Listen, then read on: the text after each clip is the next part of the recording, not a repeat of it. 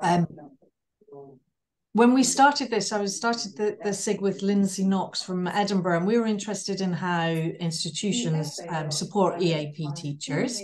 And we put out a call for interest, but we also found there are lots of people interested in individual practitioner development. Can I maybe just ask people to mute themselves when they come in? And these are the aims that we worked out together with the people that were interested and joined the SIG. So exploring, problematizing and innovative approaches to institutional individual development, making visible EAP teacher needs, and curating and disseminating and curating resources. We run events where we try and sometimes do something more institutionally organised and some individual, and this is more of an individual one. We're looking at English for general academic purposes and specific. At the moment, this is who we are. So there's me and Lindsay, and then Leda, Angeliki, Rafaela, Olga, Stella, and Christina. Stella and Christina are actually working out in China just now, so they might appear unless they're deep in work. The committee changes every few years, but at the moment it's an all-female cast. I've got a slide at the end if anyone wants to join the SIG. All the SIGs are free in BALEAP. You could just follow them on X or on social media pages, or we have our WordPress page as well.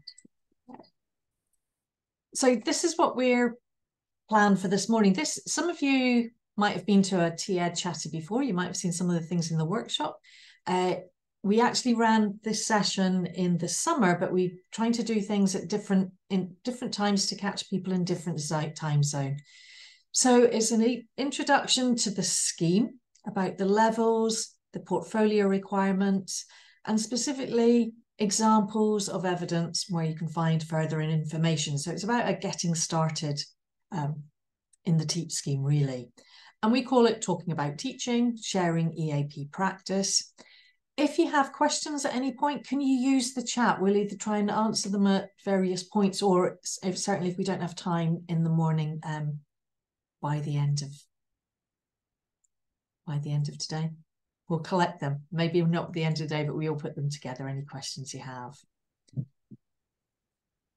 So as B said, the individual accreditation scheme started the pilot in 2014, was it 14-15 or 13-14B? Can you remember? I was awarded it in 14, so I think I've been working on it for about 3 years before. Yeah. I think the pilot lasted quite a while. Longer, yeah, because we started it's based around the BALEAP Teaching EAP Competence Framework, which first came out in 2008. We then worked on developing the Portfolio Award and ran the first pilot. Its aims are about facilitating professional development of practitioners of English for academic purposes.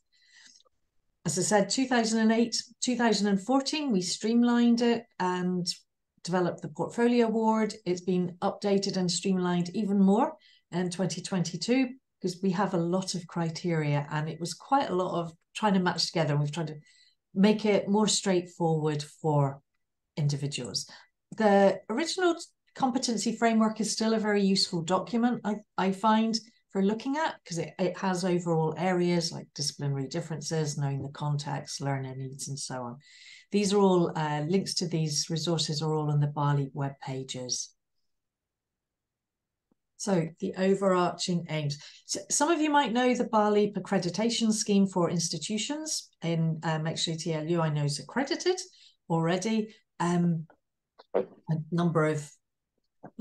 a number of institutions in the UK and increasingly overseas, but the individual one is for individuals. You'll see here, I'll let you read it.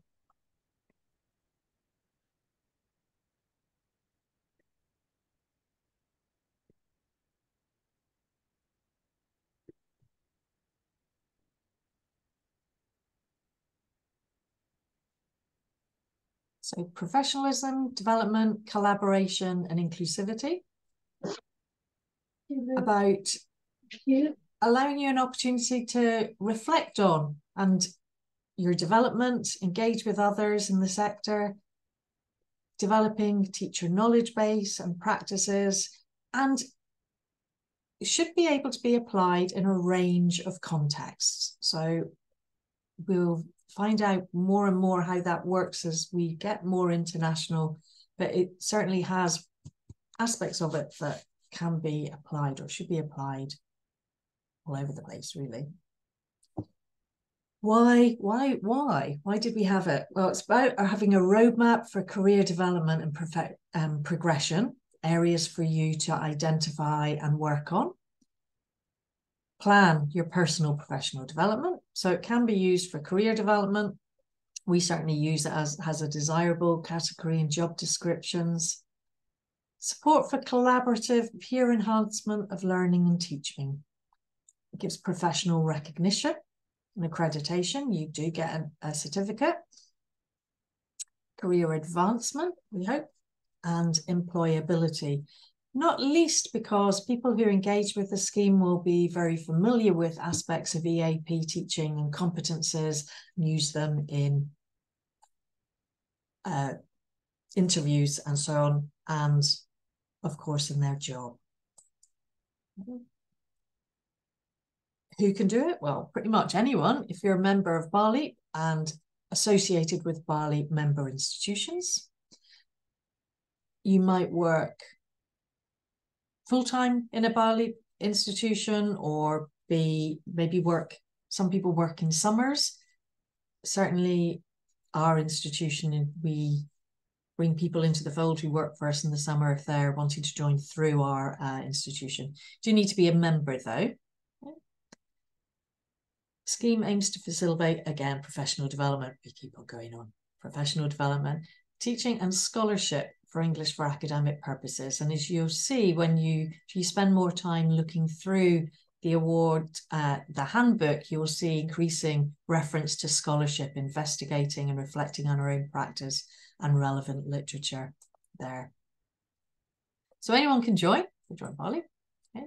And this is essentially what you have to do. It is competency-based, so you need to have a portfolio of evidence. So you'll see later on a slide, I think I've got something about becoming a collector. You want examples of your own work to exemplify. You have to do a reflective account of professional practice, what we call the RAP. This is a very particular genre. It is reflective personal writing, so quite different from what many people might have done before. There's a lot about I, me, what you do and your development, and reflection on your practice there. And then there'll be referee statements to support what you say. So they're the main components. Different levels have slightly different requirements. At the moment, we have 3 levels: the Associate Fellow, BALEAP Fellow, and Senior Fellow. We have ambitions to have Principal Fellow, I believe, be. Yep. That was on our last list she sent us. But these are the 3 levels we have at the moment. And you'll see Associate Fellow.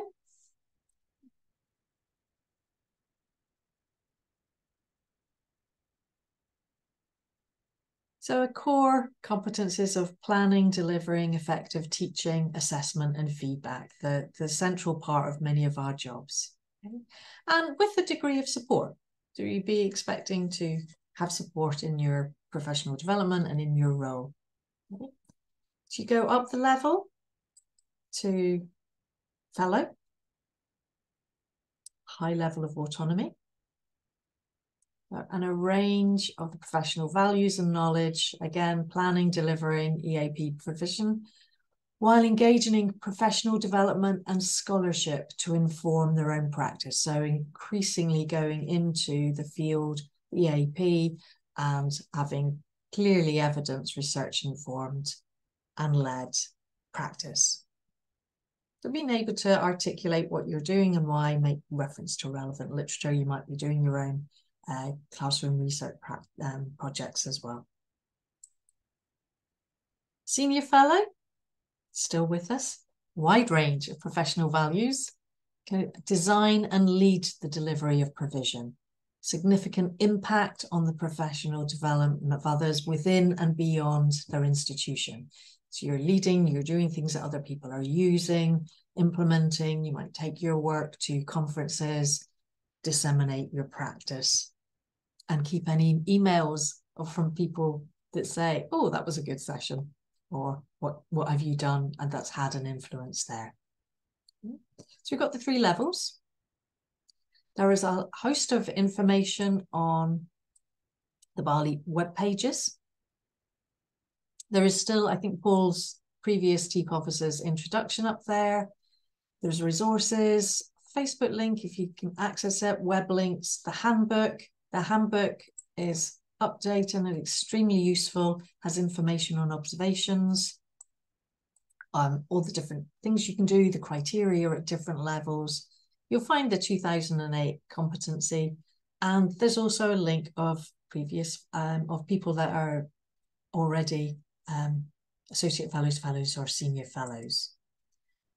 And I'm sure most people will be quite happy to be contacted or to speak to you if they are involved in the scheme. Okay. One of the things I said earlier is about becoming a collector, because you do, as I say, need to collect examples of evidence and collect it. I work with a lot of teachers who work, a lot of people come and work for us in the summer, and it can be very intensive. So we just say, collect, scan, use, make sure you've got all your resources, and you might sort them out at a later date. If you're working through the year in an institution, you can do it at a slightly more leisurely pace, but you do want to collect, store them, Dropbox, flash drive, Padlet. It should be some secure storage. You will need to submit your portfolio on electronically, so you do need electronic copies. You can link your account to a Padlet or to a OneDrive or whatever electronic storage you have with hyperlinks, but put them in there, put them in folders. Okay. You'll prepare your portfolio, you'll write up an introduction and an overview, and that's where you can position yourself, the wrap, and I'd suggest also annotating your samples of evidence so that when the reader goes to them, they know exactly what they're looking. Sometimes when we read the portfolios, you might start reading, then look at the evidence. Some people dip into the evidence to see what's there, but we will go back and forward. You can request a mentor. We've got lists of, there's information on how to do that on the web pages. I think we're going to look at investigating group mentorship. So there might be a team of you. You might have a team of you working together in your institution who meet regularly. I know I have a group that we meet in the summer and then they continue through the year. They meet regularly, just not every week, but to talk about what they're collecting, how they're engaging with the criteria. That might be a useful way for you to start. I met a group in Kazakhstan a few weeks ago who'd already started looking, and they just came with a series of questions at that point. Here are some of the examples of evidence that you can collect. We'll share all these slides. So plans and feedback, examples of student work and feedback that you've given them, be formative and coursework, drafts, final projects if you do assessed written work and presentations, materials that you've made to supplement and adapt course content, might be plans that go with course content. If you have materials you need to use, what do you do? Any course feedback, if you have that from your students, formal or informal, that you do in class. Keep a log of your CPD activity. There are many things that can go in a portfolio, but these are some of them. There will also, and I haven't put it on the slide, there'll be your own lesson plans from your observation, because you need to have 2 observations. The feedback needs to be on an EAP, TEAP-informed, it's a TEAP-informed feedbacks sheet. So it doesn't have to be the feedback form. I think we've got an example in the handbook, but it needs to refer to EAP competences. So not a general teaching feedback form, but it might be one that's designed by your own institution, and certainly that at least the feedback refers to that. Should be someone competent to observe lessons, One of them has to be by a BALEAP Senior Fellow or BALEAP Observer. So we run a standardization scheme for observers. I know Sam's one, at least. I'm not sure if there are more people in the room, but one of those has to be by that type of person. But I don't know if you want to say anything more about the observations or anything else at the moment. Yeah, as for, there are definitely people in Bow and in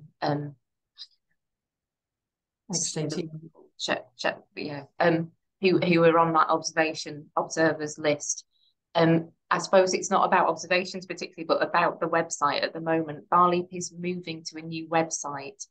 For some reason, I can't get behind the scenes of the current website. So if anything needs updating, Warning in progress. Do it. So I'm kind of waiting for the website before I make a lot of changes to the TEAP bit. So if there's any people's names missing, I apologise. I did ask Joanne, the web officer, to update them. So if you know that you've done the training and you're not there, then just please advertise within at least your own institution. I think they've been updated, and we haven't run an observations training for a while. I think we are going to do one. We were talking to Jean in Ningbo about maybe doing one round about this time in a couple of weeks. So if anybody's interested. I think with the observation forms, I know that a lot of institutions still use a more kind of like teacher evaluation form that's looking at things like classroom management, how you interact with students, kind of rapport and those kinds of things. And I would say that when we're looking at the TEAP competencies, we're not actually interested in that. It's assumed as good teaching, I think, and there are elements of that in the criteria. But what we're interested in is that what you're doing is helping students learn and develop within what we understand the EAP to be. So the handbook, the one that's in the handbook, I've been working with students actually this semester on the MA in EAP that we run in Leeds. And we've been using the one in the handbook, and then the kind of initial one that was developed by Steve Kirk and Julie King, which does kind of refer to the previous criteria a little bit, but it doesn't go through criteria by criteria. And I think students on the MA preferred, in terms of being able to focus on development rather than evaluation, they preferred the original sort of Steve Kirk and Julie King one, because it allowed you to take a more holistic approach. But if you're evaluating competencies, which is what we're doing for the TEAP individual accreditation, then the current one in the handbook does go through each of the competencies. So you have to say evidenced, partially evidenced, or not seen. Not seen doesn't mean that that competence doesn't exist in that person. It just means it wasn't seen in that lesson. So I think as an institution, you might want to use the handbook one for individual accreditation because you can evidence to your portfolio. But institutionally, if you're thinking about having an EAP-informed observation feedback form for staff development, you might want to use a different one. So in your portfolio, you could have one feedback form that's in the handbook and one that's a different one. And it depends on the purpose of the observation to some extent, I think, what you're trying to achieve, but both of them would be appropriate for the portfolio. Yeah. And you can certainly cross-reference to criteria in a development one of what's been seen, and obviously if they're not there, they're not there. Not there. I'm putting you on the spot again. B, anything else you'd say in terms of examples of things to go into the portfolio? I suppose it depends which pathway you're going through. And I suppose I heard Paul Hendry talk, because when we were sort of handing over at the BALEAP conference in Warwick, and he very clearly talked about them as pathways. And I really liked that idea, because I think, thinking about colleagues that I have in Leeds, there are some people who have been teaching EAP for 20 years, but in terms of the pathway that they were on, because they have chosen in their career to continue to be a teacher, and that is bulk of their workload. They don't want to lead modules. They don't want to lead the centre in any way. They really enjoy working with students, and that's their main focus. So so what Paul talked about was impact, where you have impact. So the associate fellow, the impact is directly on the students that you work with. With the fellow, the impact is on a group of students on a module or a programme. And then the senior fellow, the impact is wider and is on teachers and on the institution, I think. So I suppose the evidence would then relate to where your impact is. So for associate fellow, the focus is very much on teaching and assessment. So you would include, it would need to be redacted to protect student identities, kind of examples of assessment and feedback that you've given. Sometimes it might be attendance at sort of standardization meetings and kind of reflections on that. The fellow would include a copy of a syllabus that you've developed. And again, I think particularly in really large institutions, sometimes it's not about where you choose to have impact, but it's about how much opportunity there is. And I think, again, in the UK for teachers who work on pre-sessionals, you don't have the opportunity to have impact beyond students that you're working with. And that's not anybody's fault particularly, it's just the nature of our work. So the evidence, I think, needs to relate to where you're having impact. And that's, the evidence is supposed to show that you're having impact in that way. So it's feedback forms, assessment examples, and then materials. And again, at associate fellow, you wouldn't be expected to have created the materials, but you might talk about how you've adapted them to meet the needs, the particular needs of the students who are in front of you, because we know that, you know, with the best will in the world, materials are created with an ideal student in mind, and then you kind of get into the classroom and realise they're not going to work in that way. So it would be, I used this, but I didn't use this, and an exact kind of almost like a reflection on why, sort of notes around it. Does that answer that question? Yeah, and the fellow criteria is also creating a series of lessons, or developing a series of lessons. So you don't always, even as fellow, have opportunity to create whole syllabi. You know, show how you design and develop for your specific learners, and then may have the materials that go with that. So things that you can do. You do get a certificate. I think it still looks like that. That's quite an old one, example there. So you submit it, you get feedback. Quite often people are asked to revise, do corrections, essentially, and then get the award. As I say, it is a very specific genre, and I think we've got some resources on the web pages, and I don't think it'd be all mind me saying we quite like to develop more to help people in developing and writing their RAP. It can be quite tricky to put up a whole example because there isn't one way to write a reflective statement, but there are features of it. So I was talking to a colleague the other day, so you kind of leave your humility and humbleness at the door. It's I did this is my role in them, and you might be working with people, but it's what your role in the team is and how your reflections, as we said. So just before I go on, has anyone got any questions they would like to ask?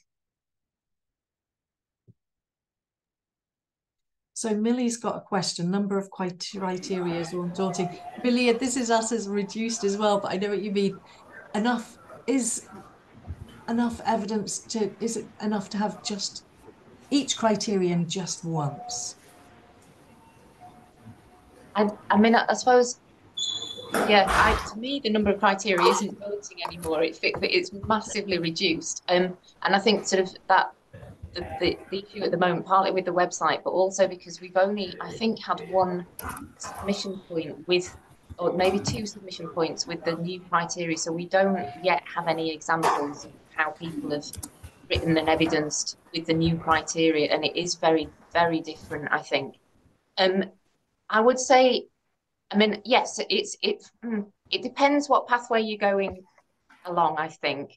And I would say that most evidence doesn't just evidence one criteria.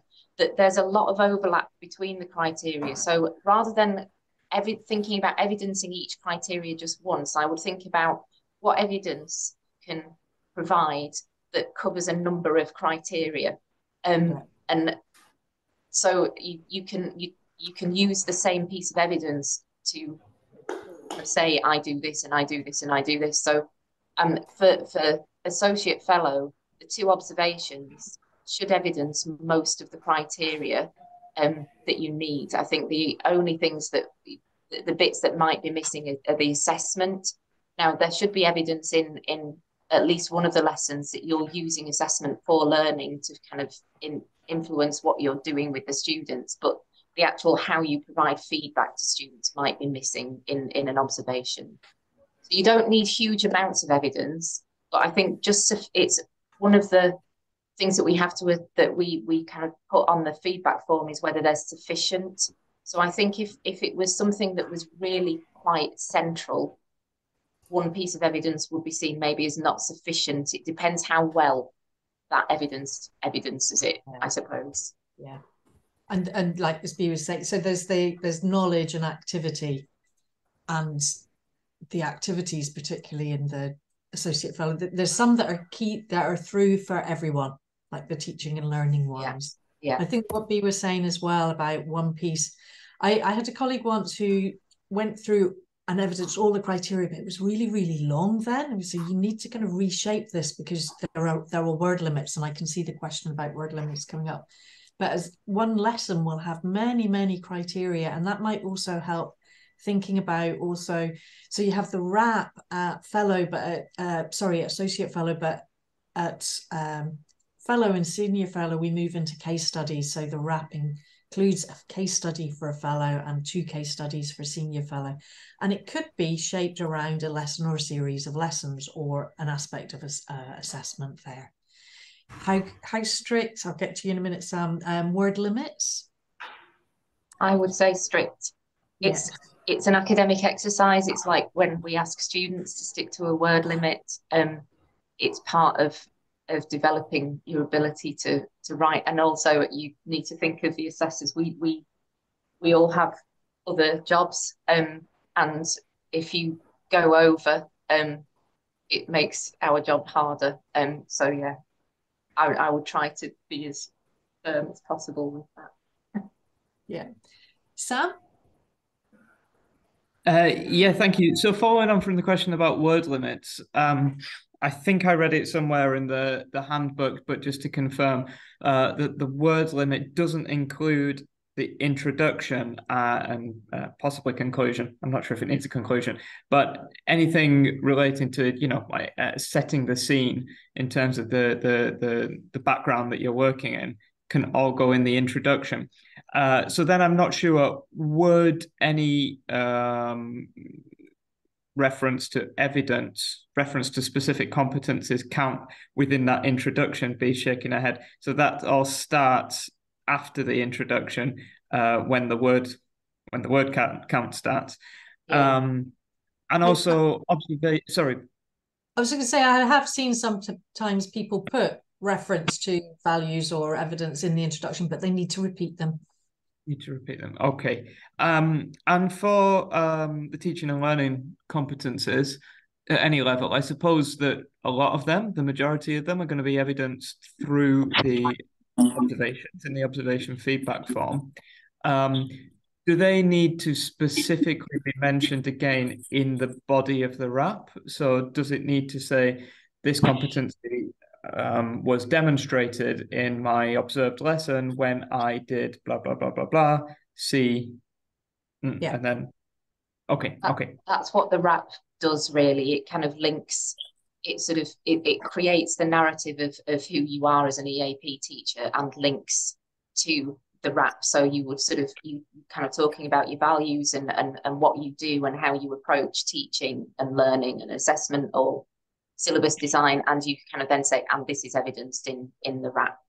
I think your point about the introduction is a good one, and I think that this is something that I wanted to say, that I think the handbook we've already got an update, but again, I'm waiting for the website, because we did talk about word limit for an introduction, which I don't think is in the handbook at the moment as it's published, but I think we agreed that a maximum of about 500 words, because otherwise we don't want people to kind of put a load of stuff in there thinking that they're going to get assessed on it.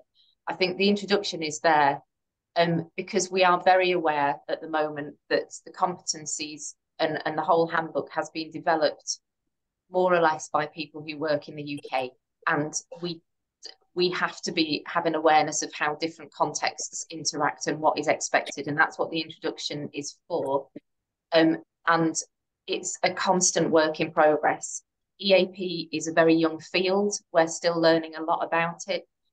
So any kind of, if we get constant kind of issues around the competencies not working or fitting because of particular contexts, we need to look at those again and keep going back. But the word limit, I think we need to be careful about, because you should be able to evidence it. People have in the words that we, set.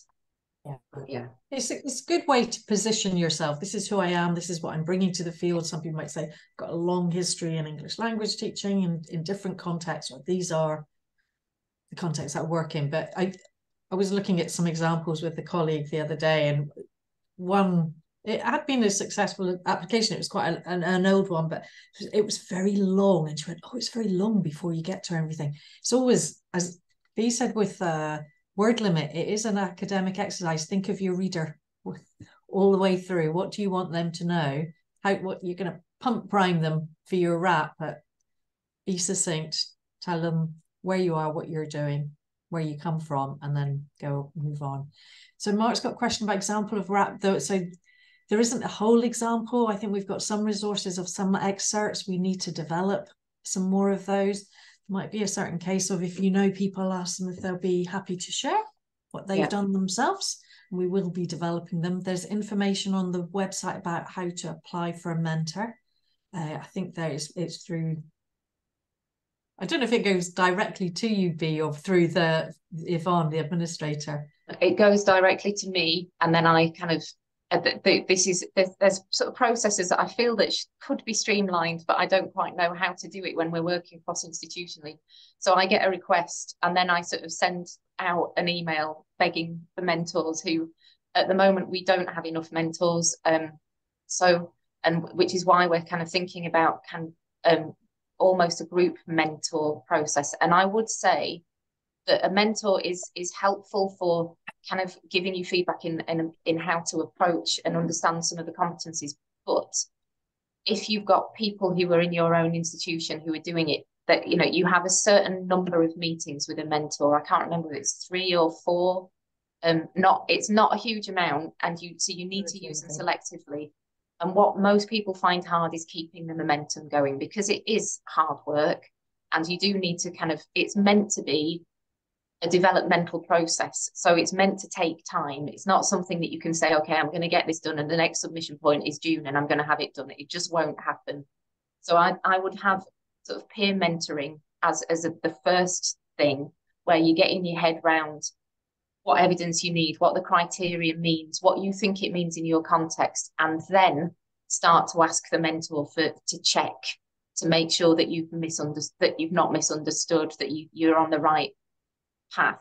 And I would say, until we get ourselves sorted in BALEAP in terms of thinking about group mentoring, if you have that peer mentor, then it's possible to get for one of you, because you do have to pay. You can persuade your institution to pay for the mentor, but there is payment involved. One of you could have a mentor that then kind of brings all of the questions to that mentor and kind of feeds back. I mean, the mentor does look at drafts of your RAP, and obviously, if we were looking at drafts of 10 people, that's a lot of time for the mentor. So that would need some more payment and time involved. But I would say that question about examples of the RAP, I've said already, they're old examples of the old criteria. So you do need to think about the number of criteria is reduced so significantly that the way that the RAP can be structured now is slightly different, possibly. But they're examples of how to write one. The feedback, Andrea. So we have 2 submission points, one in June and one in November. Again, this is not published, and it's something that I think we need to kind of have more clearly published timelines available to people. But from the June submission, we get feedback to people before the November submission. I mean, you can submit at any point, but we're not going to look at anything until after that deadline of submission, because otherwise we'd be doing it strictly constantly. So we get feedback from the June submission before November at the moment. That's the only, because people are busy and it depends on how quickly people can assess. And then the November one, I think we say by April, May, but there's no fixed at the moment. And I think we do need to work on that so that people are clear about when. Okay, current evidence. We keep having discussions about this. We don't have a date. I know, I think Advanced HE says 3 to 5 years. Current to us means it evidences what is understood to be current EAP practice in the literature. So if your evidence was kind of lessons where you were, I don't know, using a Graham Murphy grammar book, that would not be seen as current EAP practice probably anymore. So it can go back, but it needs to be something that is still having impact, I think, and it's sort of sufficient. So there's no date, but so it's perhaps more difficult for people to pin down than if we had a date, but it's about whether it fits within what we understand EAP to be. If you've been working on something for a really long time and it's still being used and it still has impact, then it's current. The observations should be within the last 2 years. Yeah. Should be. I think I think maybe 3. I think thinking about pre-sessional work where people don't teach EAP elsewhere, I think I would say, 3 years. Yeah. Sonny, you've got your hand. And Sam, you had a question about from mentor, only if they have mentors if you find a mentor outside of your institution via BALEAP, that's when there's a fee. If someone is mentoring you in your institution, that's up to the institution to be doing that. Yeah. Sonny. Yeah, hi, thank you. I have a question about the evidence. So, well, I know that the TEAP portfolio includes 3 parts, right? The RAP and your referee letter and the portfolio of evidence. So when we try to include every competence in our application, do we include everything in our RAP, or part of the evidence, part of the competence could include in the RAP and part of in the evidence in the Padlet, or part of in the observers, the documents, or we should cover everything only in the RAP? So it's in both. So the RAP kind of says, this is what I do. This is my approach to EAP. And then, I mean, you don't need to sort of use the phrase, this is evidenced here, but you would just put in brackets what criteria that meets. So you're writing it like a reflective narrative. So in my classroom teaching, I work with students using a genre-based approach, and in brackets you would put the criteria letter. I think now I should know this. It would be AF1, and that AF1 what most people do is make that a hyperlink to the place where you've put your evidence. At the moment, most people are using a Padlet, and so that AF1 would then take you to a lesson plan or the materials that are the evidence of how you take a genre-based approach in your classroom. Okay, yeah, thanks. It's kind of like your supporting appendix, really.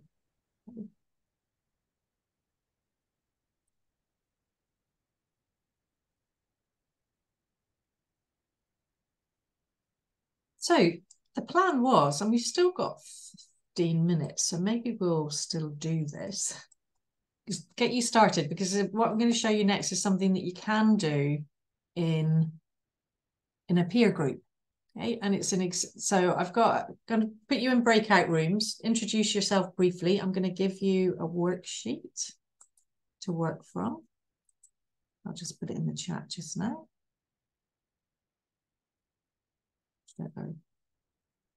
You're just working on it.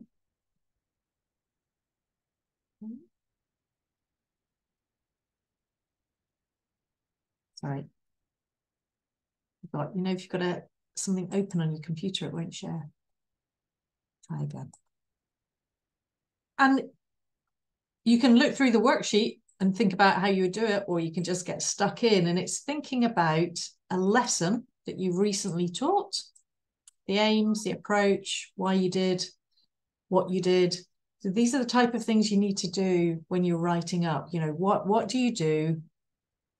How did you do it? Why did you do it? What's the theory behind it there? The worksheet then has a reference. You won't have time to do this just now, but then once you've talked about what you're doing, go and have a look, see what criteria am I hitting? Because when I found there are different ways you can go from criteria to your practice, or go from your practice to criteria, but I've certainly found it's been quite useful for a lot of people to think about, what do I actually do in the classroom? And then how does that relate to the criteria? Because it is what you do is at the heart of it here. Okay. You should see them opening. I'm going to give you 7 minutes, no, 8 minutes, just because of time, because I know. Go to your room, introduce yourself, and have a look at the worksheet. And if questions come up, let us know.